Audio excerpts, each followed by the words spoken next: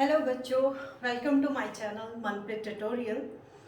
आज मैं अपने +1 स्टैंडर्ड के और 10th स्टैंडर्ड के स्टूडेंट्स के लिए आई हूँ। आज का मेरा टॉपिक है मोल कंसेप्ट। मोस्टली ये स्टूडेंट्स को मोल कंसेप्ट वाला टॉपिक ना टफ लगता है, लेकिन मेरी कोशिश ये होगी कि आप लोगों को ये इजी बनाना है। मैंने इजी बनाना है आप लोगों के लिए। फैक्ट्स को समझना, अंडरस्टैंड करना, कुछ भी क्रैम नहीं करना, कोई फॉर्मूला क्रैम नहीं करना, बस फैक्ट को समझना। ओके, मेरा आज का टॉपिक है मोल कंसेप्ट।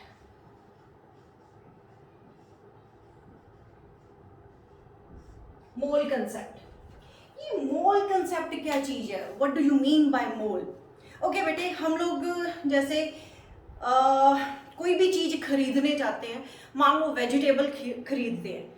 कोई भी वेजिटेबल अगर हमने परचेज करनी है तो उसको क्या करते हैं? केजी में लेते हैं, 1 किलो, 2 किलो, 3 किलो, है ना। लेकिन अगर स्मॉल अमाउंट में चीज लेनी हो तो वो ग्राम्स में होती है या मिलीग्राम्स में हो जाती है। अब बहुत ही छोटी छोटी पार्टिकल्स जैसी चीज हो तो उसको किस में मेजर करेंगे? जैसे फॉर एग्जांपल मैं बोलती हूँ, जैसे 1 केजी हम सोडियम क्लोराइड लेते हैं, 1 केजी टेबल सॉल्ट लेते हैं, नमक। हम लोगों के घर में नमक होता है, उसमें छोटे छोटे छोटे छोटे पार्टिकल्स होते हैं बेटे। अब 1 किलो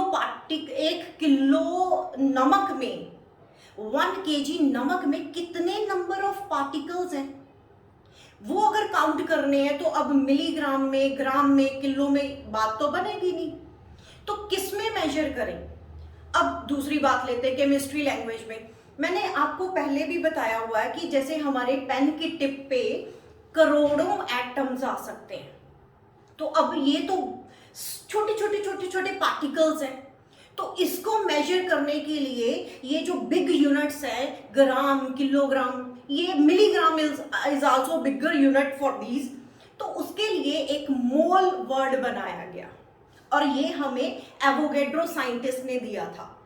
अब जैसे फॉर एग्जांपल एक डजन, 1 डजन का क्या मतलब होता है? 1 डजन अगर बनाना लो तब भी 12, 1 डजन एप्पल लो तब भी 12, 1 डजन मैंगोज लो तब भी 12। मतलब डजन का मतलब 12 है। डजन का मतलब ये नहीं आप बनाना ले रहे हो, एप्पल ले रहे हो, मैंगो ले रहे हो, डजंट मैटर कि कौन सा फ्रूट है, डजन का मतलब 12 है। तो उसी तरह हमारे पास 1 मोल का मतलब क्या होता है? 1 mole is equals to 6.022 into 10 raised to power 23। It's a just number. इसको हम क्या बोलेंगे? Avogadro number. Avogadro number. आप लोगों को पता है साइंटिस्ट जो जिस चीज को इन्वेंट करता है अपना नाम देता है। तो एवोगैड्रो साइंटिस्ट ने ये करा था, एक मोल बनाया था, बताया था उसके बारे में। तो कहने का मतलब 1 mole is just a number. ये जो बिग अमाउंट है 6.022 into 10 raised to power 23, imagine करो बेटे 10 raised to power 23 है उसके ऊपर। दैट मीन्स बहुत ही छोटे छोटे पार्टिकल्स को हम ऐसे नहीं बोलेंगे इतने करोड़ एटम्स है, इतने मिलियन बिलियन, ऐसे नहीं बोलेंगे। तो हम बोलेंगे 1 मोल, 2 मोल, 3 मोल। तो 1 मोल का मतलब ये हुआ। 1 मोल का मतलब एवोगैड्रो नंबर, जिसको हम रिप्रेजेंट करते हैं एन के पैरों में ए लिख देते हैं। N stands for number and A stands for Avogadro का नंबर। समझ आया बेटे? तो मोल का मतलब ये हुआ। उसके बाद इसकी डिटेल में बताती जाऊंगी 1 बाय 1, लेकिन जो टर्म्स आपको कंफ्यूजन क्रिएट करती हैं वो टर्म्स मैं 1 बाय 1 एक्सप्लेन करती हूँ। फॉर एग्जांपल मेरे पास 3 टर्म्स है। कौन कौन सी टर्म्स? एक है मेरे पास एटॉमिक मास। Atomic mass. एक है मॉलिक्यूलर मास। Molecular mass. और एक मैं लेती हूं molar mass. Molar mass. 3 terms है बेटे मेरे पास, एक atomic mass, molecular mass and molar mass. अब इसका मतलब क्या है? एटॉमिक मास का मतलब है, इसका मतलब लिख लो, मास ऑफ वन एटम। एक एटम के मास को हम बोलते हैं एटॉमिक मास। तो ये बोलेंगे मास ऑफ वन मॉलिक्यूल। एक मॉलिक्यूल के मास को हम मॉलिक्यूलर मास बोलेंगे। और ये मोलर मास क्या है? Mass of one mole. Mass of one mole, एक मोल का मास। या फिर मैं ऐसे लिख दूं बेटे, वन मोल का मतलब क्या है? ये एवोगैड्रो नंबर। तो ऐसे भी लिखा जा सकता है ना, और करके लिखने कि मास ऑफ कितने, 6.022 इंटू 10⁻⁻23। अगर एटम है तो एटम्स बोलेंगे, मॉलिक्यूल है तो मॉलिक्यूल्स बोलेंगे, जो भी होगा।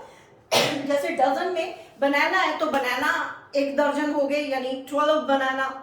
एप्पल है तो 12 एप्पल। उसी तरह एवोगैड्रो नंबर में अगर एटम्स की बात कर रहे हैं तो इतने एटम्स होंगे, अगर मॉलिक्यूल की बात कर रहे हैं तो वन मोल में इतने मॉलिक्यूल्स होंगे।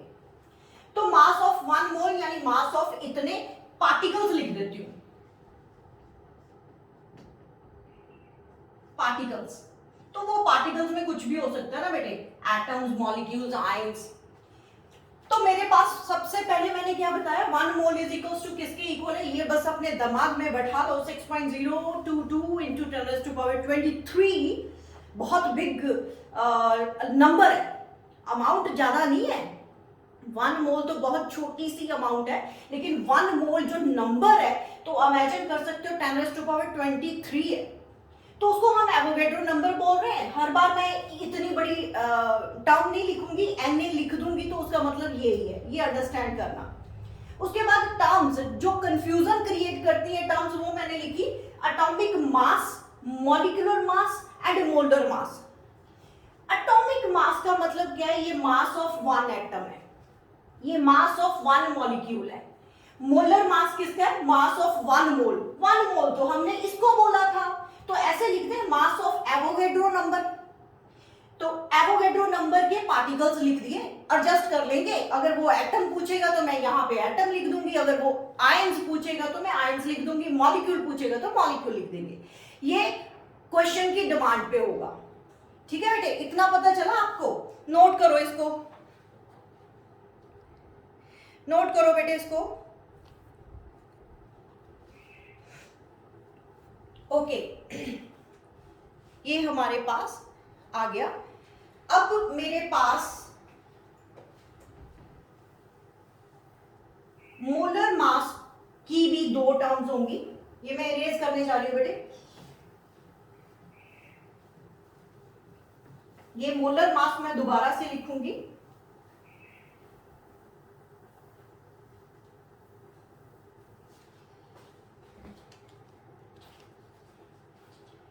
ये जो मोलर मास है आपका, मोलर मास, ये दो तरह का होगा। फॉर एटम्स के लिए, अगर वो एटम्स की बात कर रहा है तो हम इसको बोलेंगे gram atomic mass, gram atomic mass, जिसको हम GAM बोल देते हैं।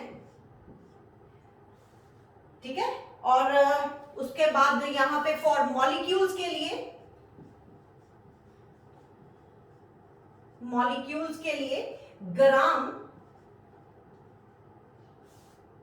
Molecular mass, gram molecular mass. और इसको हम क्या लिख देते हैं? GMM, ये इसका डिनोटिंग साइन। तो इसका यूनिट भी ग्राम में होगा, इसका यूनिट भी ग्राम में होगा।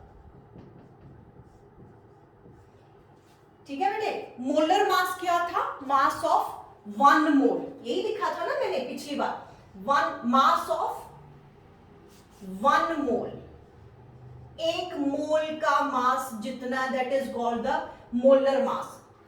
1 मोल, सॉरी यहां पे लिखेंगे मोल, एक मोल। और हम क्या लिख सकते हैं, और मास ऑफ 1 मोल में कितने होते हैं बेटे, एवोगैड्रो नंबर ऑफ एटम्स होते हैं ना। अगर वो एटम हुए तो यहाँ पे मैंने जैसे फॉर एटम्स के लिए मोलर मास को हम क्या लिखेंगे, gram atomic mass, GAM, gram atomic mass, और इसके यूनिट ग्राम्स में होगा। फॉर मॉलिक्यूल्स के लिए ग्राम मॉलिक्यूलर मास,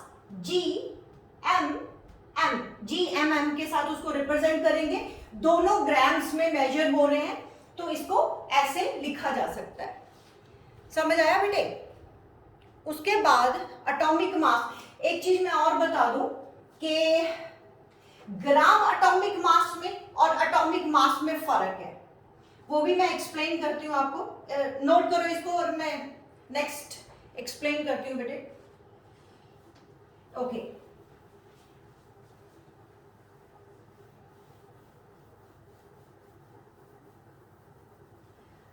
देखो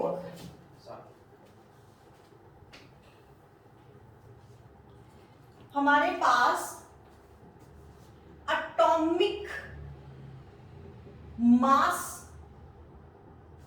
और ग्राम एटॉमिक मास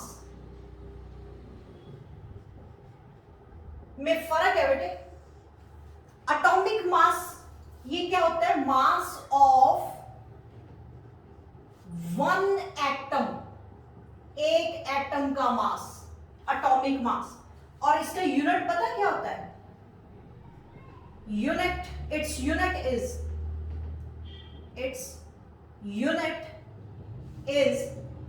AMU, जिसको हम एटॉमिक मास यूनिट बोल देते हैं, और सिंपली हम U लिख देते हैं, यूनिफाइड यूनिट बोल देते हैं उसको, रिप्रेजेंटेशन ऐसी होती है। इसकी एग्जांपल दो बेटे। फॉर एग्जांपल मान लो मेरे पास atomic mass of nitrogen atom का कर दें, तो वो 14U लिखा जाएगा, 14U लिखा जाएगा। तो अब ग्राम एटॉमिक मास का मतलब समझाऊं, मास ऑफ 1 मोल, है ना, यही लिखा था ना, ग्राम एटॉमिक मास क्या था, मास ऑफ 1 मोल, जिसको मोलर मास भी बोलते हैं। लेकिन मैं यहाँ पे एटम्स की बात कर रही हूं, तो वहां पे भी एटम्स की बात करूंगी। Mass of 6.022 into 10⁻23 atoms. फर्क समझो बेटे, यही चीजें हैं जो आप लोगों को कंफ्यूजन क्रिएट करती हैं। एटॉमिक मास का मतलब क्या मतलब है, मास ऑफ 1 एटम, और ग्राम एटॉमिक मास का क्या मतलब है, mass of Avogadro number of atoms. और इसका यूनिट क्या होता है, इसको तो हम ग्राम्स में मेजर करते हैं, इट्स यूनिट इज ग्राम्स। इसमें एटॉमिक मास यूनिट लिखा गया एंड यूनिफाइड यूनिट U लिख देते हैं, सिंपली हम U लिख देते हैं, यहाँ पे 14U लिखा हुआ है, 14U। जब एटॉमिक मास लिखते हैं तो उस पीछे सिर्फ U लिख देते हैं, एटॉमिक मास यूनिट लिख दो, AMU लिख दो या U लिख दो, बात एक ही है। तो यहाँ पे यूनिट आपका ग्राम है। जैसे फॉर एग्जांपल यहाँ पे अगर मुझे कोई पूछता है gram atomic mass, gram atomic mass of nitrogen atom, nitrogen atom, यहां पे भी मैंने वही लिखा था ना, नाइट्रोजन एटम की बात कर रही थी ना, तो नाइट्रोजन एटम का ग्राम एटॉमिक मास कितना होगा, 14 ही होगा, लेकिन ग्राम्स में, 14 ही होगा लेकिन ग्राम्स में। ठीक है बेटे। अगर ये मॉलिक्यूल होता तो मैं यहां पे क्या लिखती, मॉलिक्यूलर मास, यहां पे क्या लिखती, ग्राम मॉलिक्यूलर मास। नोट करो बेटे, फिर मैं उसके बाद मॉलिक्यूलर मास का भी बोलती हूं।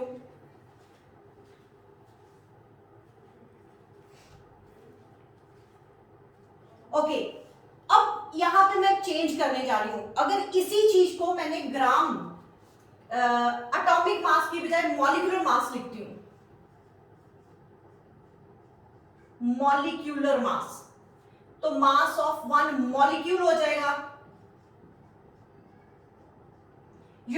एटॉमिक मास यूनिट और यूनिफाइड यूनिट होता है, वो ऐसे ही लिखा जाएगा। यहां पे molecular mass,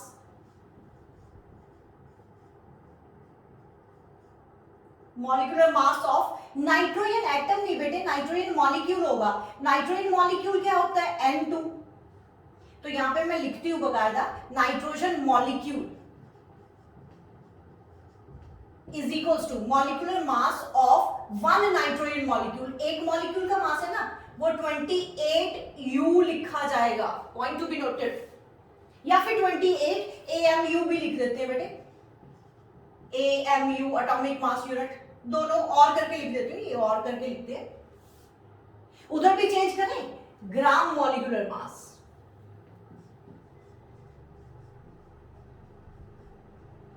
gram molecular mass, mass of इतने, अब मॉलिक्यूल्स हो जाएंगे। अब मॉलिक्यूल्स हो जाएंगे, यूनिट इसका भी ग्राम, यहां पे बस मॉलिक्यूल करना है।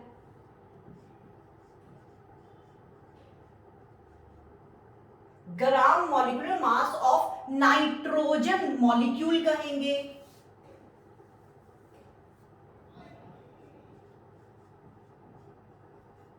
मॉलिक्यूल जो किसके इक्वल होगा? 28 ग्राम, 28 ग्राम के इक्वल हो जाएगा। ठीक है बेटे, एक चीज ये पता होनी चाहिए आप लोगों को, अगर मैं N लिख रही हूं तो ये नाइट्रोजन एटम है, वन एटम ऑफ नाइट्रोजन। अगर मैं N2 लिख रही हूं तो ये नाइट्रोजन का मॉलिक्यूल है। ठीक है बेटे, ये पता होना चाहिए।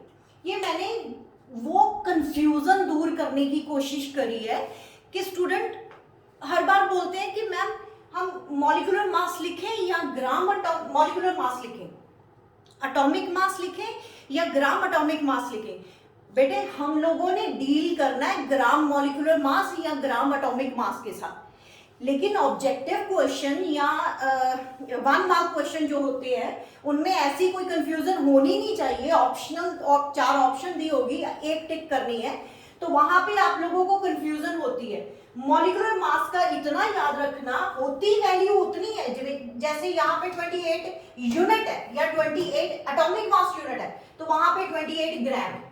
न्यूमेरिकल्स हमने इसी के साथ डील करना है, न्यूमेरिकल्स में gram molecular mass, gram atomic mass के साथ डील करना है। तो मैंने एक डिफरेंस बना के आप लोगों को एक्सप्लेन कर दिया कि ये किसी भी तरह की कोई कंफ्यूजन नहीं होनी चाहिए। ठीक है बेटे, नोट करो इसको।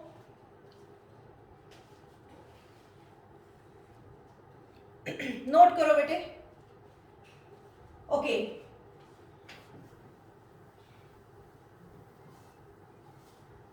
स्क्रीनशॉट ले लिया करो, बाद में अगर नोट्स प्रॉपर बनाने तो बना सकते हो आप।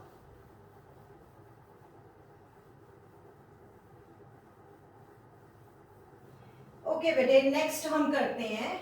अब मुझे एक चीज समझानी है आप लोगों को।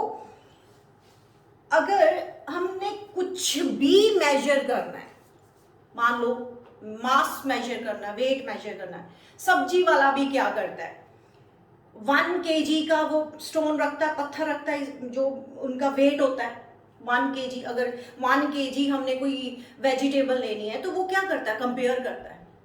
1 kg का इधर रखे अपना वो जो स्टोन है उसको कंपेयर करके दे देता है कि 1 kg है। 2 का रखे 2 kg। तो इसका मतलब, अच्छा चलो ये तो मास हो गया या वेट हो गया। अगर हमने टेम्परेचर मेजर करना है तो वो भी हम कंपेयर करते हैं, बोलेंगे कि इतना टेम्परेचर है, कहने का मतलब वो टेम्परेचर भी हम कंपैरिजन करके, रेफरेंस जिसको हम बोलते हैं ना, रेफरेंस, कोई एक फिक्स स्केल बना लेते हैं। जैसे फॉर एग्जांपल टेम्परेचर हम बोलते हैं कि रूम टेम्परेचर है 298 केल्विन, टेम्परेचर बोला गया 298 केल्विन। तो उसका मतलब क्या हुआ, स्केल कौन सा, किसके साथ कंपैरिजन कर रहे हो, केल्विन के साथ। केल्विन साइंटिस्ट का नाम है। तो केल्विन की जो अमाउंट है 298 केल्विन का मतलब क्या हुआ, 298 टाइम्स 1 केल्विन, मतलब कंपैरिजन ही कर रहे हैं। अगर डिग्रीज में ले लेते हैं, मान लो जैसे हम बोलते हैं the boiling point of the water is 100 degree centigrade, ये सबको पता है ना। तो कहने का मतलब हम बोलेंगे कि 100 टाइम्स 1 डिग्री से पानी बॉयल करेगा। तो कंपैरिजन हो गया ना, वो स्केल हो गए ना, डिग्रीज का स्केल, केल्विन का स्केल, किलोग्राम का स्केल। अच्छा, अब मीटर डिस्टेंस की बात कर लेते हैं। मैं बोलती हूँ यहां से लेके वहां तक 5 मीटर, तो कहने का मतलब 1 मीटर 5 बार रिपीट हुआ ना, तो कंपैरिजन ही हो रहा है। 1 मीटर को 5 बार रिपीट करो तो 5 मीटर बना। तो हर बार हम रेफरेंस कर रहे हैं, कंपेयर कर रहे हैं हर चीज को। अब एवोगैड्रो साइंटिस्ट क्या कर रहा है, कहता कि कोई ना कोई रेफरेंस पॉइंट बना, जैसे कोई भी, जितने भी हमारे पीरियोडिक टेबल में एलिमेंट्स हैं उनके एटॉमिक मासेस गिवन है, वो भी मैं एक लिस्ट बना दूंगी जो जो हमें लर्न करने हैं। सारा पीरियोडिक टेबल तो लर्न नहीं कर सकते, 108 एलिमेंट्स है, अब तो उसमें उससे भी ज्यादा आगे 114 एलिमेंट्स आगे पीरियोडिक टेबल अगर चेक करो तो वहां पे जगह ही नहीं बची, है ना। पीरियोडिक टेबल बेटे नई बुक जो 10th स्टैंडर्ड और +1 स्टैंडर्ड की आप देखोगे तो वहां पे 114 एलिमेंट्स आ चुके हैं, उसके बाद जगह ही नहीं बची अब पीरियोडिक टेबल में। अब इतने सारे एलिमेंट्स का एटॉमिक मास तो लर्न नहीं कर सकते। जो हमें एटॉमिक मास चाहिए वो मैं यहाँ पे बता दूंगी। जैसे फॉर एग्जांपल एटॉमिक मास मैंने नाइट्रोजन का यहाँ पे यूज करा था 14 ग्राम, तो ये किसके साथ कंपेयर करा गया है, तो वो कंपैरिजन वही वेजिटेबल वाला जो एक स्टोन रख रहा है इस तरफ 1 kg वाला वेट रख रहा है उसके साथ कंपेयर कर रहा है। तो अब हम करेंगे कंपेयर, ये वाला एलिमेंट जैसे 14 ग्राम था नाइट्रोजन का, तो हम बोलेंगे नाइट्रोजन 14 टाइम्स हैवियर है। किससे, वो स्टोन वाला काम हमने करना है, रेफरेंस किसके साथ कंपेयर करें वो बताने जा रही हूं आपको। वो हमने AMU निकाला था। What is AMU, atomic mass unit जो मैं बोल रही हूं वो देने जा रही हूं।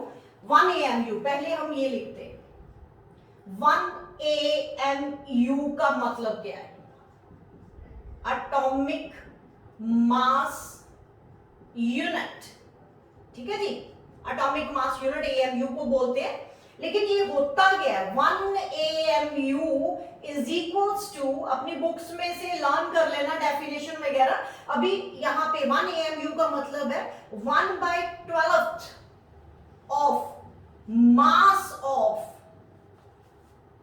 1 एटम ऑफ, एक एटम कार्बन का। कौन सा कार्बन, 12। ये क्या चीज है, 1/12 of the mass of 1 atom of carbon. इसका क्या मतलब है वो मैं निकाल के बताती हूं आपको। ये एटॉमिक, अब रेफरेंस वही बात कर रही हूं फिर मैं कि कंपेयर करना है, किससे कंपेयर करें, 1/12 of mass of carbon atom. कौन सा कार्बन, 12। ये 12 वाला क्या चक्कर है बेटे, हम लोगों के पास कार्बन के आइसोटॉप्स होते हैं जिसमें सबसे ज्यादा स्टेबल आइसोटॉप समझते हो ना, जैसे हाइड्रोजन के आइसोटॉप्स कौन कौन से, 1H1, 2H1, 3H1, ये आइसोटॉप्स हाइड्रोजन के हैं। टॉप जिनका डिफरेंट है ना, टॉप जिनका डिफरेंट है आइसोटॉप। तो ये आइसोटॉप है, सब में हाइड्रोजन एलिमेंट है, सबका एटॉमिक नंबर सेम है, लेकिन मास नंबर जिनका डिफरेंट हो उनको आइसोटॉप्स बोलते हैं। इसी तरह हमारे पास कार्बन के भी आइसोटॉप्स है, कार्बन 14 वाला भी होता है, उसकी डिटेल में बताऊंगी, कार्बन डेटिंग में वो यूज होता है। तो आइसोटॉप ऑफ कार्बन 12 वाला ही क्यों यूज करा गया, because it is very much stable. इससे पहले साइंटिस्ट लोगों ने हाइड्रोजन को एज अ रेफरेंस एटम बनाया था, एलिमेंट, तो उसके बाद कार्बन को बनाया। हाइड्रोजन को इसलिए छोड़ दिया था कि वो बहुत ही छोटा एलिमेंट है, तो कार्बन को इसलिए ले लिया, एक तो उसके कंपैरेटिव बड़ा हुआ एंड दूसरा ये कि ये स्टेबल एलिमेंट है। तो इसके साथ कंपेयर करा, वो कहता 1 AMU 1/12 of the mass of 1 carbon atom, 1/12 of the mass of 1 carbon atom, ये हमें बताना है। तो अभी आप लोगों को पता क्या है, आपने यहां पे लिखना gram atomic mass, gram atomic mass of carbon, वही 12 वाला, इज इक्वल टू 12 ग्राम। 12 लिखा ही इसीलिए बेटे। तो मास कहने का मतलब ये एक्चुअली में मास ऑफ 1 मोल है, 1 मोल ऑफ कार्बन 12 ग्राम है। तो 1 मोल में एक्चुअली कितने नंबर ऑफ एटम्स होते हैं बेटे? 6.022 इंटू 10⁻23 एटम्स ऑफ कार्बन होते हैं, वो 12 ग्राम का। लेकिन हमें एएमयू में क्या बोला गया? एक एटम। तो फिर मुझे मास ऑफ 1 एटम का चाहिए। 1 एटम ऑफ, सारे लिख देती हूँ चलो, 1 atom of carbon is equals to 12 upon 6.022 into 10⁻23। बात समझो मेरी, क्या कहना चाहती हूँ। मुझे एटॉमिक मास, ये डेफिनेशन आती है बेटे, बड़ी इंपॉर्टेंट डेफिनेशन है। What do you mean by 1 atomic mass unit? तो आप सीधा बोलो 1 atomic mass unit 1/12 of the mass of the carbon atom. कौन सा वाला कार्बन? 12 आइसोटॉप वाला, ठीक है, जिसका एटॉमिक मास 12 ग्राम है। ठीक है, तो ये क्या है? 12 क्या है? Gram atomic mass of carbon 12, सबको पता है हम लोगों को। तो ग्राम एटॉमिक मास जो होता है वो तो मोलर मास होता है, यानी 1 मोल का। इसका मतलब ये क्या है? Mass of 1 mole of carbon is equals to 12 gram है। तो 1 मोल में कितने नंबर ऑफ एटम्स होते हैं? एवोगैड्रो, ये स्टार्टिंग में मैंने बताया। 1 mole means 6.022 into 10⁻23 atoms of carbon, तो वो 12 ग्राम। तो मुझे डेफिनेशन में ये बोला कि 1 एटम ऑफ कार्बन चाहिए। 1 एटम, अगर इतने एटम्स का 12 ग्राम है तो 1 एटम का कितना होगा? उसके साथ डिवाइड कर दो, उसके साथ डिवाइड कर दो। ठीक है बेटे। अब ये जो मास ऑफ 1 एटम इतना है ना, वो मैं यहां पे फिट करने जा रही हूं। तो 1/12 से कट जाएगा। आप देखो मेरे पास वैल्यू आने जा रही है बेटे, ये मैं वैल्यू यहां पे पुट कर दूंगी, यहां पे पुट कर दूंगी। तो मेरे पास क्या आया फिर? 1 AMU इज इक्वल्स टू 1/12, ये 1/12 था ना, इंटू क्या था? मास ऑफ 1 एटम ऑफ कार्बन। तो 1 एटम कार्बन का मास इतना निकला बेटे, 12 अपॉन 6.022 इंटू 10⁻23। ये बेटे ग्राम्स में है, तो यहाँ पे ग्राम्स लिखे ना, लिखे ग्राम। ओके, ये मेरा 12 के साथ 12 गया, यहाँ पे 1 AMU। अगर इसकी कैलकुलेशन करोगे ना तो आंसर पता क्या आएगा? 1.66 इंटू 10⁻24। माइनस ऊपर ऐसे है बेटे, इसकी चलो मैं वैल्यू बताती हूँ। 0.166 इंटू 10⁻23 आता है। नीचे से ऊपर लेके जाओगे तो पावर नेगेटिव हो जाएगी। ये पॉइंट एक शिफ्ट करना है मैंने लर्न करने के लिए। 1.66 इंटू 10⁻23 व्हाट? ग्राम्स। तो कहने का मतलब मेरे पास एटॉमिक मास यूनिट को ग्राम्स में कन्वर्ट करना है, तो इसके इक्वल है 1 AMU is equals to 1.66 into 10⁻23 grams. इसको भी लर्न करना है, इसको भी लर्न करना है बेटे। समझ आ रहा है? मैं एक बार इरेज करने से पहले एक बार फिर एक्सप्लेन कर देती हूं। एटॉमिक मास यूनिट क्या है? एटॉमिक मास यूनिट AMU, ये यूनिट है एटॉमिक मास का, मॉलिक्यूलर मास का। ठीक, एटॉमिक मास यूनिट का ग्राम में क्या रिलेशन है वो निकाला है। 1 atomic mass is equals to कितने ग्राम्स है वो निकाला। लेकिन ये डेफिनेशन को बेटे अपने दिमाग में बिठा लो। 1 AMU इज इक्वल्स टू किसके इक्वल है? 1/12 of mass of 1 atom of carbon. 1 atom of carbon, carbon 12 वाला जस्ट कंपेयर करने जा रहे हैं ना हम, तो कार्बन 12 वाला लेना है, जो आइसोटॉप जिसमें एटॉमिक मास 12 है वो ही लेना है। इसकी डेफिनेशन में सिर्फ वही आएगा, 14 वाला नहीं आएगा। तो हमें क्या पता है? ये तो एटॉमिक मास था ना, लेकिन हमें क्या पता है? Gram atomic mass of carbon लिखोगे, ग्राम एटॉमिक मास लिखोगे तो 12 ग्राम लिखा जाएगा। लेकिन ये होता क्या है? 1 मोल का मास किसके? कार्बन के। 1 मोल ऑफ कार्बन का मास कितना है? 12 ग्राम। तो मैंने आप लोगों को क्या बताया, एक मोल का मतलब क्या होता है, एवोगैड्रो। तो हम इसको ऐसे भी तो लिख सकते हैं ना, mass of Avogadro number of atom of carbon कितना है, 12 ग्राम।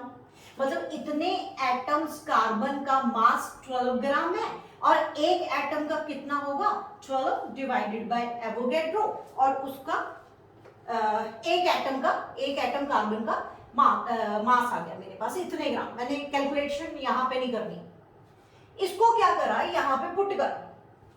क्यों? क्योंकि मुझे एटॉमिक मास यूनिट में देखना है कितने ग्राम है।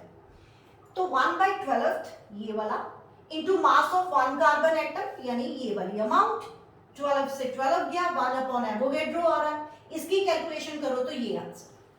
तो ये आपको लर्न करना है। यहां पे लिखो CTM यानी कमिट टू मेमोरी, अपनी मेमोरी में कमिट करो इसको, ठीक है बेटे, नोट करो इसको, नोट करो। Okay, atomic mass unit paper में आना ही आना है, इसको समझ लो, जितना इजीली इसको अपने दिमाग में आपके रखना ही पड़ेगा, मतलब गुजारा नहीं है छोड़ के इसको ना। ओके, एटॉमिक मास यूनिट का अभी आपको क्लियर हुआ।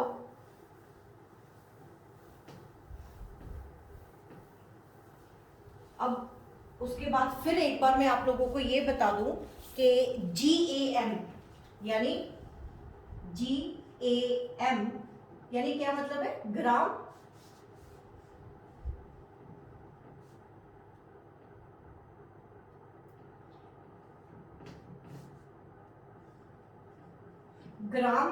Atomic mass.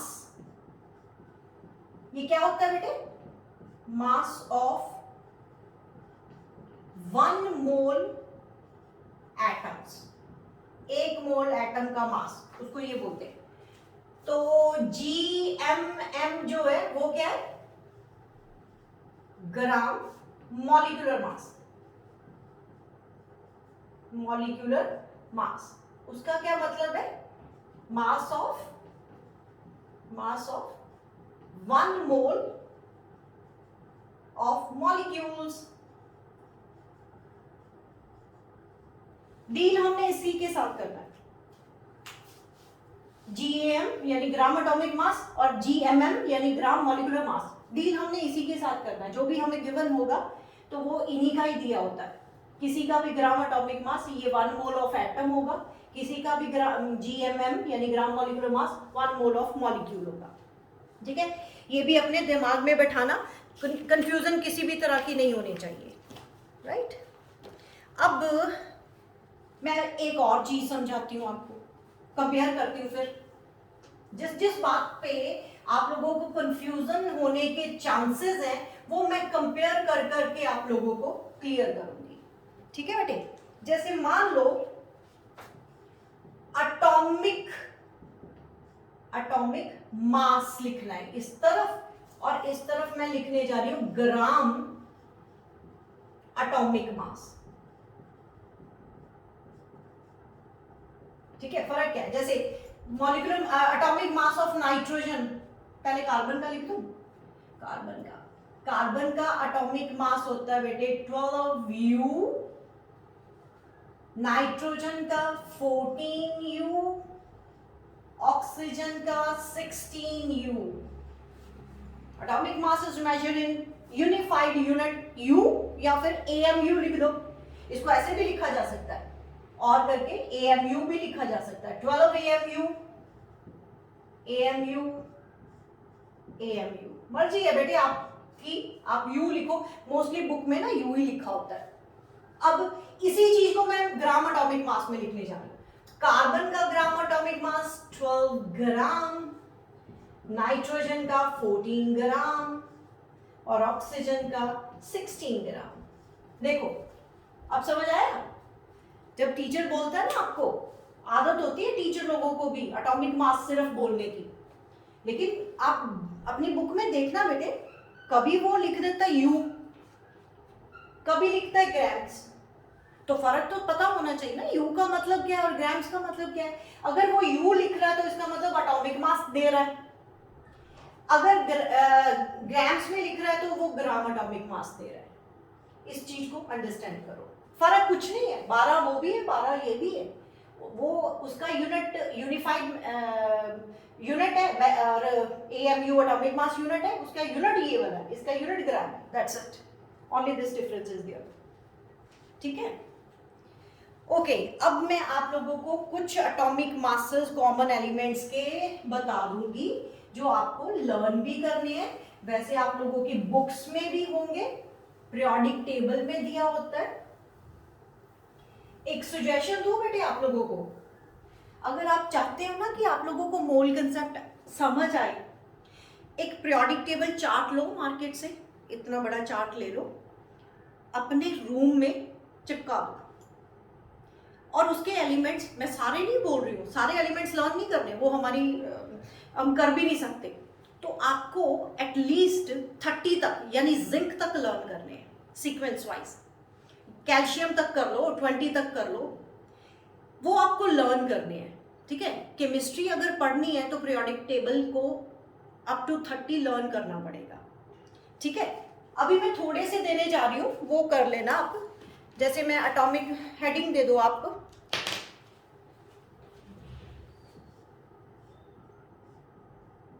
Atomic mass of common elements,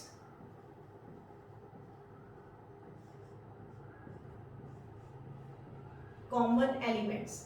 वैसे तो मैं सीक्वेंस वाइज दूंगी सारे, जैसे एटॉमिक नंबर लिख देती हूं पहले, एटॉमिक नंबर सीक्वेंस वाइज देती हूं 1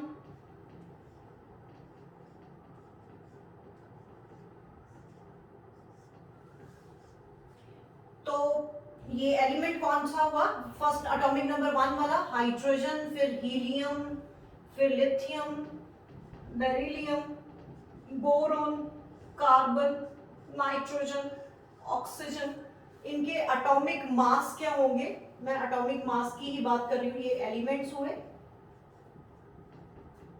एलिमेंट्स, ये एटॉमिक नंबर्स, ये एटॉमिक मास। हाइड्रोजन का 1 होता है, हीलियम का 4, लिथियम का 7, बेरिलियम 9, देन 10 बोरॉन का, कार्बन का 12, 14, 16। ठीक है, ठीक है बेटे, 8 तक पहले रिटर्न कर लो, फिर उसके बाद मैं और भी लिख दूं। हाइड्रोजन आपको सीक्वेंस वाइज ये सब लर्न करना है, hydrogen, helium, lithium, beryllium, boron, carbon, nitrogen, oxygen, उसके बाद आगे बताती हूँ, फ्लोरीन भी आएगा नेक्स्ट 9 नंबर पे। ये सीक्वेंस वाइज लर्न करो, इनके एटॉमिक मासेस लर्न करो, 1, 4, 7, 9, 10, 12, 14 एंड 16। आप बोलोगे कि कैसे लर्न करना है, तो जो एटॉमिक नंबर है ना बेटे इनका हर बार नहीं होगा अप्लाई, वो जैसे हीलियम का 2 एटॉमिक नंबर है तो उसको डबल कर दो, 4 हो गया। लिथियम का 3 है तो 6 होना चाहिए, ये कोई हार्ड रूल नहीं है कि डबल करके ही हमेशा एटॉमिक मास आएगा, ऐसा कुछ नहीं है, लेकिन अगर इसका डबल होना था 6, एक ज्यादा आ रहा है 7, इसका डबल करते तो 8 आना था, एक ज्यादा आ रहा है 9, इसका डबल हो रहा है 10, इसका भी डबल हो रहा है 12, इसका भी डबल हो रहा है 14, इसका भी डबल हो रहा है 16। तो थोड़ा सा एक आइडिया है, मोस्टली डबल करने पे आ रहे हैं, एटॉमिक नंबर्स को डबल कर दो तो एटॉमिक मास आ रहे हैं, अगर डबल करने पे नहीं आ रहा तो एक ज्यादा आ रहा है, जैसे इसका 3 का 6 होना था 7 आ रहा है, 4 का 8 होना था 9 आ रहा है, एक ज्यादा आ रहा है। तो ऐसे कुछ स्ट्रेटेजी बना के लर्न कर सकते हो, नोट करो इसको। ओके, इसके बाद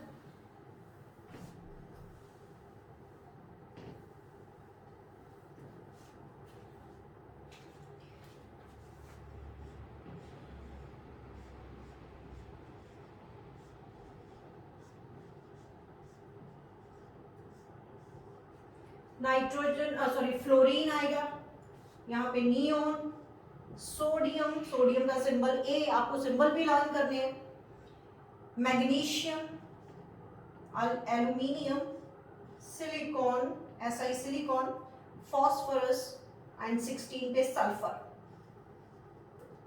16 पे सल्फर। ठीक है बेटे, इसके एटॉमिक मासेस लिखो। फ्लोरीन का जो है वो आपका 19, फिर उसके बाद नियोन का 20, 23, 24, 27, सिलिकॉन का 28, 31 फॉस्फोरस का एंड सल्फर का 32। नोट करो इनको भी।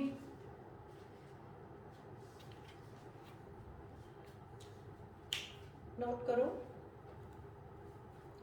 उसके बाद आपका 17, 18, 19 और 20 चार रह गए।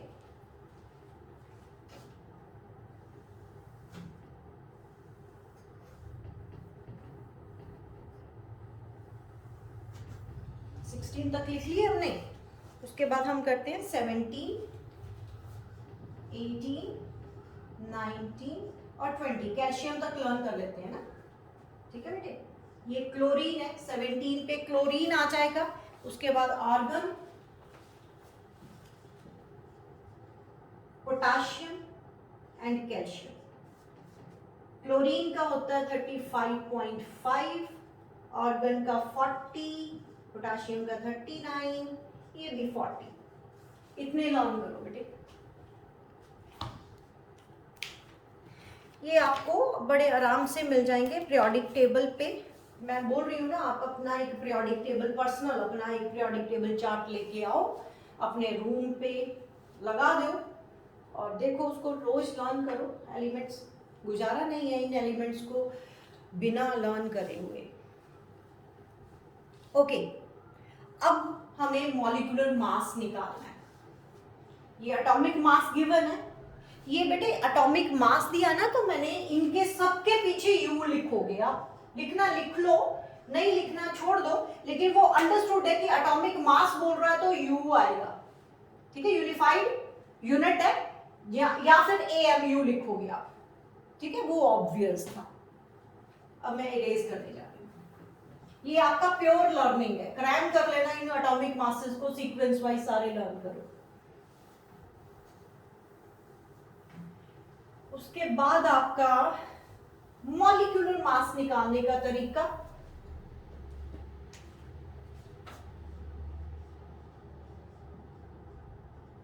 मॉलिक्यूलर मास निकालने। कुछ मैं लर्न भी करवा दूंगी, जो बार बार यूज होते हैं ना न्यूमेरिकल्स में, वो लर्न भी कर लेंगे। मॉलिक्यूलर मास 3 निकालते हैं। एक वाटर का निकालते हैं, एक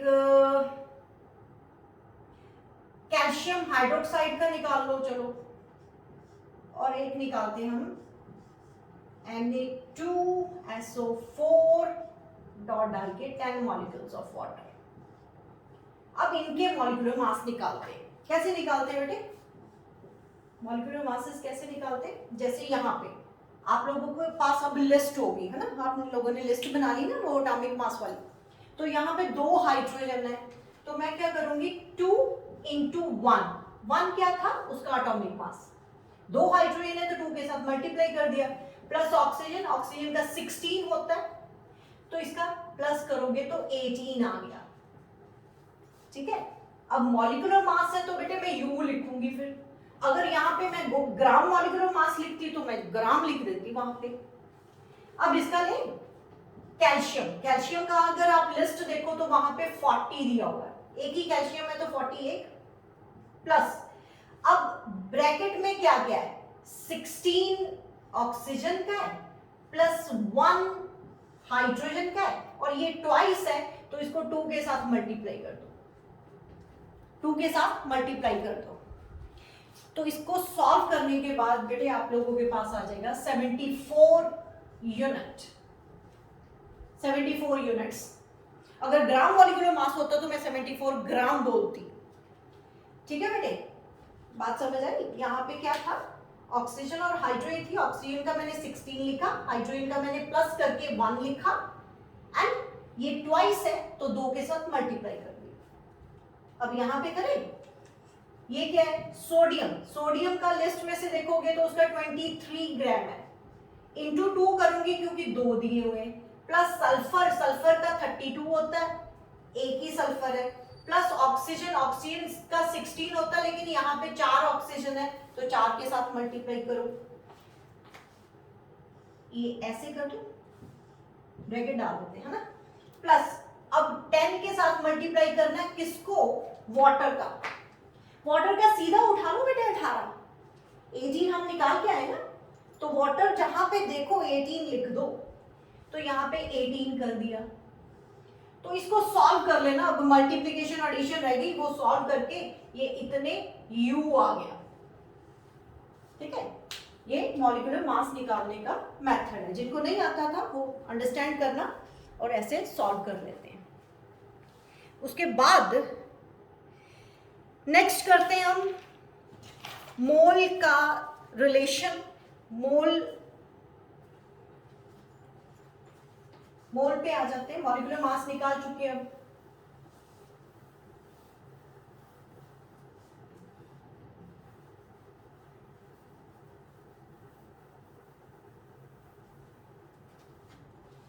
हाँ जी, अगर बेटे मोल का मतलब क्या है ये भी लिख ही लो, 1 मोल किसी का भी हो, जैसे 1 मोल अगर उसका मतलब यही है ना 6.022 इंटू 10⁻23, अगर वो एटम्स है तो यहाँ पे एटम्स लिख देंगे,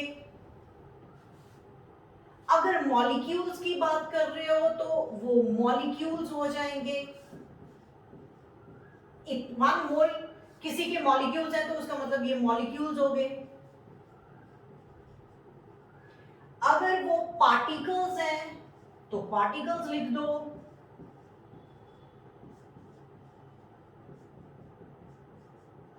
अगर वो आयंस हैं तो आयंस लिख दो,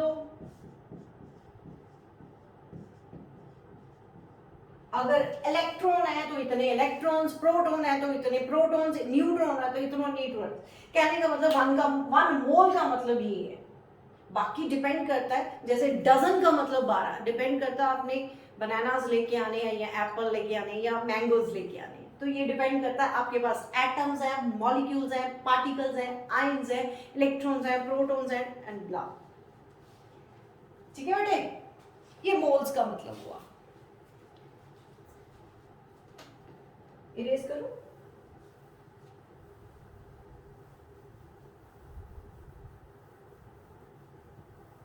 अब मैंने आप लोगों को ये तो जो भी हमने एटम्स और मॉलिक्यूल्स की बात करी है, फॉर गैसेस, गैसेस के लिए 1 मोल, गैसेस के लिए 1 मोल इज इक्वल्स टू, उतना तो होता ही है 6.022 इंटू 10⁻23 तो होगा ही, गैसेस का वॉल्यूम होता है, तो 1 मोल गैस के केस में वो 22.4 लीटर भी होता है, ये नई चीज है, तो इसको हम पता क्या बोलते हैं, मोलर वॉल्यूम, इसको मोलर वॉल्यूम भी बोल देते हैं, वॉल्यूम ऑफ 1 मोल, है ना, volume of 1 mole is called molar volume,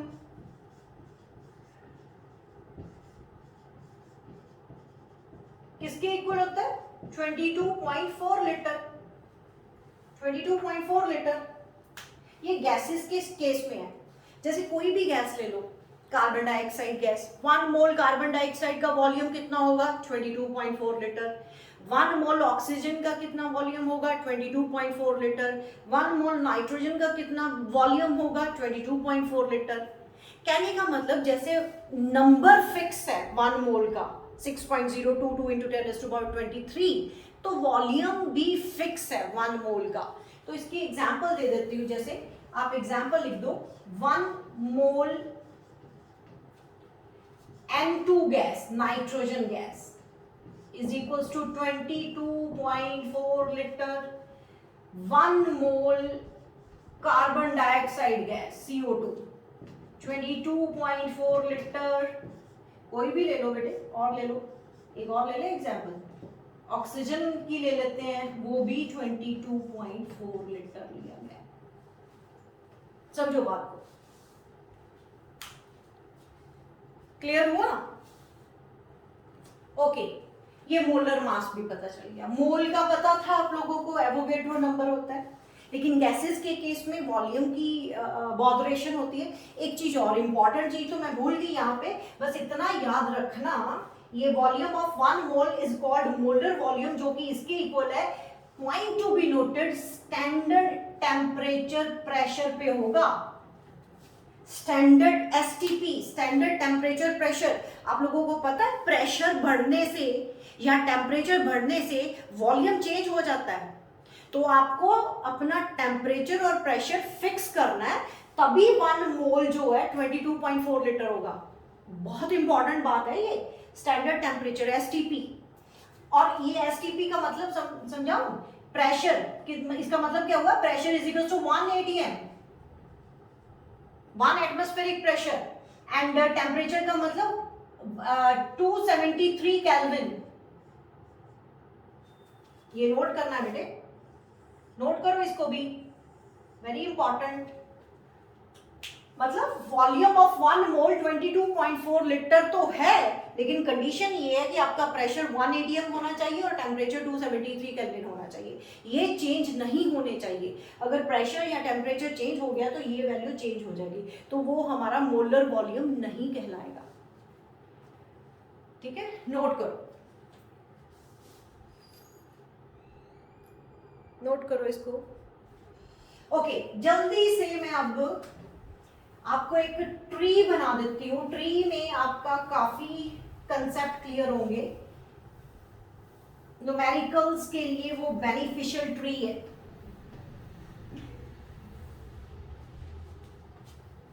we can't say tree, tree तो नहीं बोलेंगे, ये बोलते हैं बेटे, यहां पे ऐसे करके बनाओ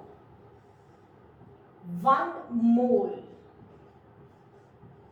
1 मोल। अब इसका 1 मोल का मतलब क्या क्या है?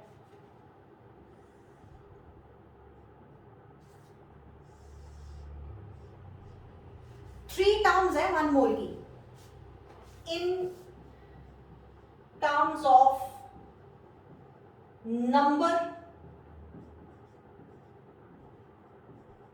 इन टर्म्स ऑफ नंबर, फिर दूसरा करते हैं in terms of mass, in terms of mass, और तीसरा करते हैं इन टर्म्स ऑफ वॉल्यूम। ये वॉल्यूम वाला केस ना ओनली फॉर गैसेस होगा, ये लिख लेते हैं।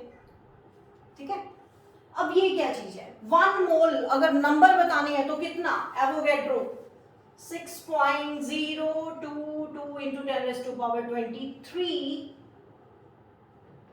नंबर मतलब अगर वो एटम है तो एवोगैड्रो नंबर ऑफ एटम्स होंगे, इतने एटम्स लिख देना। 1 मोल किसी के एटम बताने हैं तो इतने एटम्स, मॉलिक्यूल बताने हैं तो इतने मॉलिक्यूल्स, मतलब नंबर। नंबर क्या है, एवोगैड्रो। मास, किसी का 1 मोल का मास कितना होता है, या तो वो एटॉमिक मास होगा अगर एटम है तो, या फिर अगर मॉलिक्यूल है तो मॉलिक्यूलर मास होगा, मॉलिक्यूलर मास। ठीक है बेटे, 1 मोल किसी का एटॉमिक मास के इक्वल होगा या मॉलिक्यूलर मास के इक्वल होगा, या फिर उसको हम मोलर मास भी बोल देते हैं ना, मास की टर्म में ऐसा लिखा जाता है। इन टर्म्स ऑफ वॉल्यूम मैंने बोला 22.4 लीटर, तो किसी का भी 1 मोल उठाओ, किसी भी गैस का 1 मोल उठाओ, वो किसके इक्वल होगा, 22.4 लीटर। अगर बेटे मैंने अभी ना स्टैंडर्ड टेम्परेचर प्रेशर की कंडीशन बताई ना आपको, एसटीपी की क्या बताई थी, प्रेशर कितना होना चाहिए 1 atm एंड टेम्परेचर कितना होना चाहिए 273 केल्विन। तो इसी कंडीशन पे ये 22.4 लीटर आएगा। अगर आप प्रेशर का यूनिट बार ले लेते हो ना तो ये 22.7 आ जाता है, तो वो डोंट बॉदर अबाउट दैट। कुछ बुक्स ने डिटेल में बताने की कोशिश करी है, लेकिन डोंट बॉदर, हमने यही चीज लेके जानी है। एसटीपी मतलब प्रेशर 180 है, टेम्परेचर 273 केल्विन, उसमें आपका वॉल्यूम कितना आ रहा है 22.4 लीटर। अच्छा ओके, ये हुआ। यहां तक कोई डाउट? आप लोगों को 1 मोल मैंने एक ट्री बना दिया, 1 मोल इसके इक्वल भी है, 1 मोल इसके इक्वल भी है, 1 मोल इसके इक्वल भी है। और सरप्राइजिंग बात बताऊं, ये भी इसके इक्वल है बेटे, they are also related to each other, ये भी इसके इक्वल है। बड़ा बेनिफिशियल ट्री रहेगा हर न्यूमेरिकल को सॉल्व करना। मैं किसी भी, मैं एक बात बताती हूँ बेटे, मैंने मोस्टली देखा कि टीचर फॉर्मूला बना के वो बोलते हैं कि 23 फॉर्मूलेज हैं, 21 फॉर्मूलेज हैं, लर्न करो। कोई ज़रूरत नहीं, एक भी फॉर्मूला लर्न करने की ज़रूरत नहीं है। सिंपल सा, वो छोटी छोटी क्लासेस में हम यूनिटरी मेथड नहीं लगाते थे, एक बकेट में 10 एप्पल है तो 2 बकेट में कितने होंगे 20, ये सब करना है। गेम है ये, गेम जैसे लेना मोल कंसेप्ट को, टेंशन मत लेना। तो 1 मोल इसके इक्वल, इसके इक्वल, इसके इक्वल, लेकिन ये भी कनेक्टेड है, ये भी कनेक्टेड है और ये भी कनेक्टेड है। तो बस काम क्या करना है न्यूमेरिकल में, बस ये देखना है गिवन क्या है और निकालना क्या है। ट्री में से वही चीज उठानी, ये ट्री, ये जो सर्कल बनाया हुआ है, इसमें से वही चीज, हम वही 2 चीजें उठा लेंगे। स्टेटमेंट में हमें दिया क्या है और निकालना क्या है, बस इन दोनों चीजों को पकड़ लो, इसमें रिलेट करो, आंसर निकल आएगा। Unitary method, simple unitary method. Note करो बेटे इसको।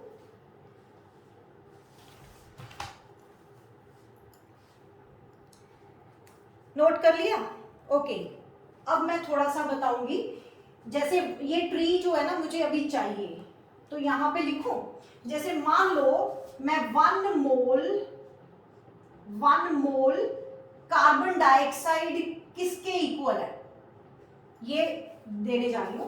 1 मोल कार्बन डाइऑक्साइड किसके इक्वल है वो बताने जा रही हूं, ठीक है बेटे। अगर 1 मोल कार्बन डाइऑक्साइड का मास मांग रहा है तो वो इसका मॉलिक्यूलर मास निकालोगे, कार्बन का 12 होता है और ऑक्सीजन, एक ऑक्सीजन का 16, 12 प्लस 16 इंटू 2 करोगे ना बेटे, ये 44 आएगा। हम लोगों को लर्न है 44 ग्राम, याद रख लेना, कार्बन डाइऑक्साइड का 44 ग्राम निकलता है। हर बार ये मल्टीप्लिकेशन कर करके टाइम थोड़ी वेस्ट करना है। तो कुछ मॉलिक्यूलर फॉर्मूले आप लर्न कर लेना, एंड में मैं दे भी दूंगी, एक लिस्ट सी बना दूंगी, वो सीधे लर्न करो, बार बार थोड़ी मल्टीप्लिकेशन करनी है। 1 मोल ऑफ कार्बन डाइऑक्साइड 44 ग्राम, अगर इन टर्म्स ऑफ मास लिखना है। 1 mole of carbon dioxide 6.022 into 10⁻23, क्या 23 क्या, वो भी बताओ उसको। Molecules of carbon dioxide, 1 mole carbon dioxide का मास कितना है 44 ग्राम। 1 मोल कार्बन डाइऑक्साइड में नंबर ऑफ मॉलिक्यूल्स, नंबर की टर्म्स में लिखना है, तो नंबर ऑफ मॉलिक्यूल्स कितने, Avogadro molecules of carbon dioxide. अगर ये गैस है ना बेटे, अब इसका तो वॉल्यूम भी होगा, तो वॉल्यूम 1 मोल कार्बन डाइऑक्साइड का वॉल्यूम कितना हुआ 22.4 लीटर्स। बात समझ में आ रही है कि नहीं, समझ में आई बेटे? तो ये चीज समझनी है आप लोगों ने। ये मेरा ट्री खराब हो रहा है, मैंने इरेज नहीं कर सकती हूँ क्योंकि मैंने रिलेट करना है ना। एक और बताऊं, कोई और एग्जाम्पल उठाते, ये भी एक लिख लेना, ये एग्जाम्पल नंबर 1 कर देते हैं। अब एक मैं अमोनिया ले लेते हैं, 1 मोल अमोनिया NH3 गैस, ये भी गैस है बेटे। 1 मोल अमोनिया किस किस के इक्वल है, अगर वो पूछता है कि मास बताओ 1 मोल अमोनिया का, तो बता दो उसका मॉलिक्यूलर मास कितना होता है। नाइट्रोजन का 14 और एक हाइड्रोजन का 1, 3 के साथ मल्टीप्लाई करो 17 ग्राम। ये मैं सिखा चुकी हूं आप लोगों को। 1 मोल अमोनिया का अगर मास मांग रहा है तो 17 ग्राम, अगर नंबर मांग रहा है तो क्या बोलूंगी 6.022 इंटू 10⁻23 मॉलिक्यूल्स किसके? मॉलिक्यूल्स ऑफ अमोनिया, NH3 के। वहां पे कार्बन डाइऑक्साइड के थे, यहाँ पे अमोनिया के हैं, लेकिन है उतनी। और वॉल्यूम, वॉल्यूम तो 22.4 लीटर ही होगा ना। किसका? अमोनिया का। देखो बेटे, कंपेयर करके देखो, कंसेप्ट क्लियर हो जाएगा आपको। ठीक है, अब कुछ मॉलिक्यूलर मास है जो मैं लर्न करवा देती हूं आप लोगों को। ठीक है बेटे, अब मैं इरेज करने जा रही हूं। अब मुझको इरेज करना पड़ेगा।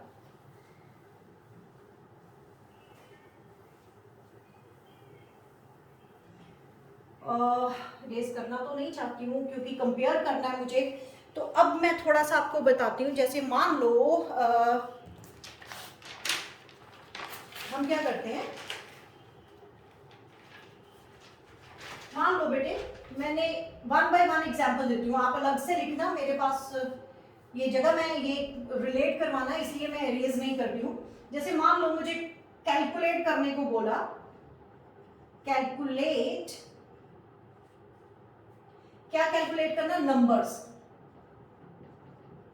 नंबर्स, यानी एवोगैड्रो की बात कर रहा है। क्या कह रहा है? वो कहता कि 2 मोल ऑफ अमोनिया। क्वेश्चन समझो, क्या करना है? Calculate numbers. 2 mole of ammonia में कितने नंबर ऑफ मॉलिक्यूल्स हैं? इसको मैं ऐसे स्टेटमेंट भी लिख सकती हूँ, find the number of molecules in 2 moles of ammonia.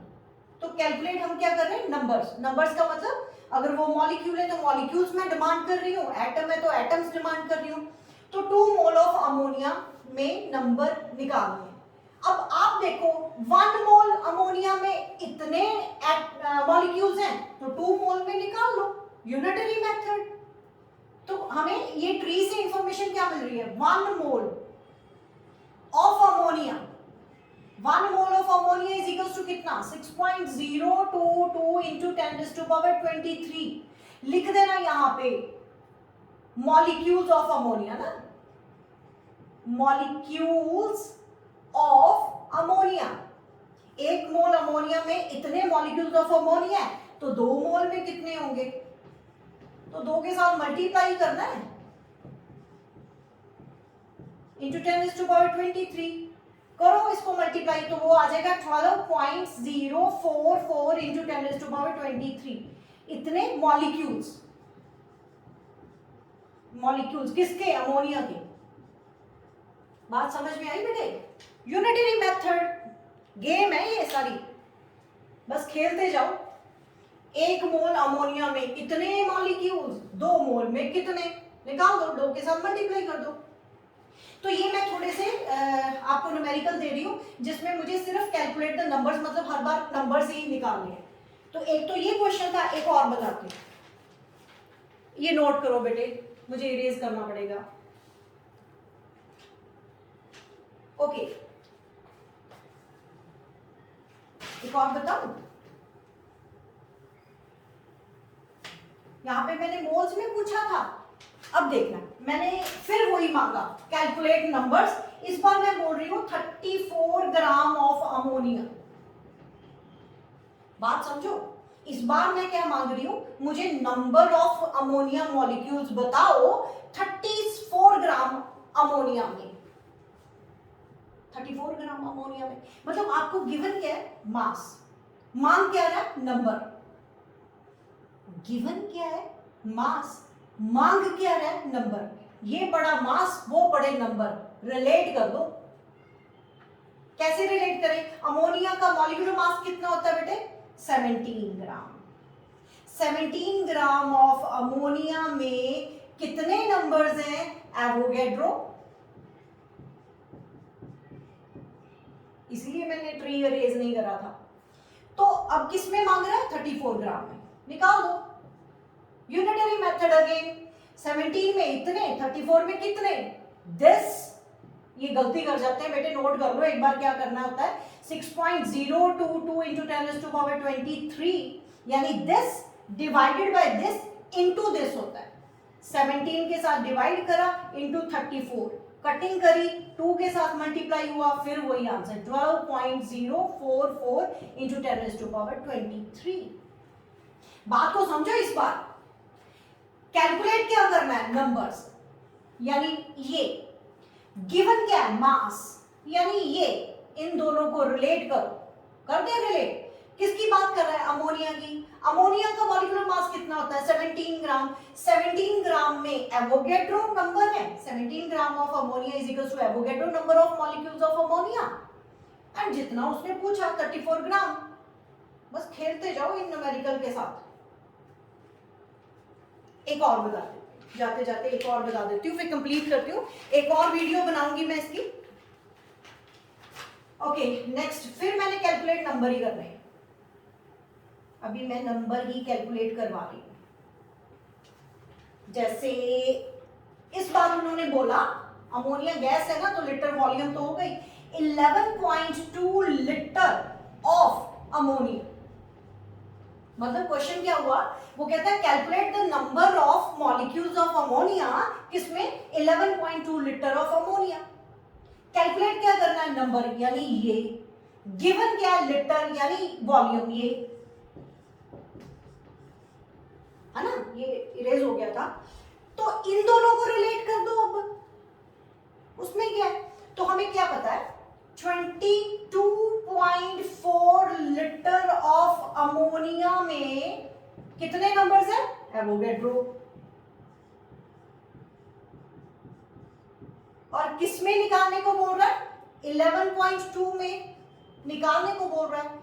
तो 6.022 into 10⁻23 divided by 22.4 into 11.2, cutting करो, ये 2 आएगा, तो इसको 3.011 इंटू 10⁻23 मॉलिक्यूल्स ऑफ अमोनिया आ जाएंगे। मतलब हर बार क्या करा मैंने, अमोनिया के मॉलिक्यूल्स निकाल रही हूं। पहली एग्जांपल में उसने मुझे 34 ग्राम ऑफ अमोनिया में कितने नंबर ऑफ मॉलिक्यूल्स पूछ लिए थे, ग्राम में, मतलब मास और नंबर का रिलेशन था, तो मैं ये उठाऊंगी। दूसरी बार उसने वॉल्यूम, जैसे ये वॉल्यूम की बात कर रहे हो, तो वॉल्यूम का पूछ रहा है कि इतने वॉल्यूम में कितने नंबर ऑफ अमोनिया मॉलिक्यूल्स हैं, तो बता देते, इनको रिलेट करो। ये हमें पता है कि 22.4 लीटर ऑफ अमोनिया में एवोगैड्रो नंबर है, और जिसमें उसने डिमांड करी 11.2 में डिमांड करी, तो उसके निकाल दो, this divided by this into this, that's all. अभी बेटे मैं यहां तक करवाऊंगी, ठीक है। पहले इतना मटेरियल अपने दिमाग में फीड करो, अंडरस्टैंड करो, वीडियो को देखो, बार बार देखो, उसको नोट करो, हर बात को मैंने कंपेयर कर करके बताने की कोशिश करी है। अब वीडियो है आप लोगों के पास, तो आप कभी भी पॉज कर सकते हो, कभी भी कुछ रिवर्स करके आप देख सकते हो। इसको अंडरस्टैंड करना, जो 10th स्टैंडर्ड के स्टूडेंट हैं उनके लिए पूरा बेनिफिट है बेटे, क्योंकि +1 में जाके इसी टॉपिक के साथ फेस करना है आप लोगों को।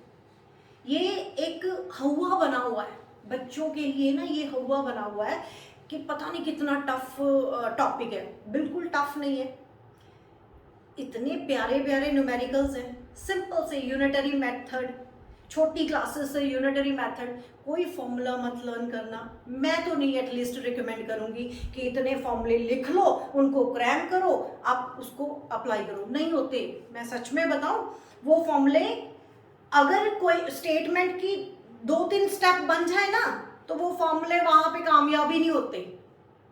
तो इसलिए छोड़ो उसको, फॉर्मूले को क्रैम नहीं करना हमने, यूनिटरी मेथड लगाते जाओ। ये जो मैंने ट्री बनाया, इसको फीड करो दिमाग में, अंडरस्टैंड करो, बस निकालते जाओ। न्यूमेरिकल्स कुछ खास टफ नहीं है। ओके बेटे, मैं यहाँ तक आज टीच करती हूँ। नेक्स्ट वीडियो में न्यूमेरिकल्स लेके आऊंगी, +1 स्टैंडर्ड के भी होंगे, 10th स्टैंडर्ड के भी होंगे। वैसे ICSE सिलेबस वाले जो स्टूडेंट्स हैं उनका इस टॉपिक का स्टैंडर्ड हाई लेवल है, +1 लेवल का ही है, तो उनको तो अपना लेवल उठाना ही पड़ेगा। सिर्फ मैंने मोल कंसेप्ट ही समझाया, ना तो अभी एम्पिरिकल फॉर्मूला समझाया, ना परसेंटेज कॉम्पोजिशन मैंने समझाई। अंडरस्टैंड करना बस इसको। नेक्स्ट वीडियो में मिलते हैं, तब तक के लिए ऑल द बेस्ट।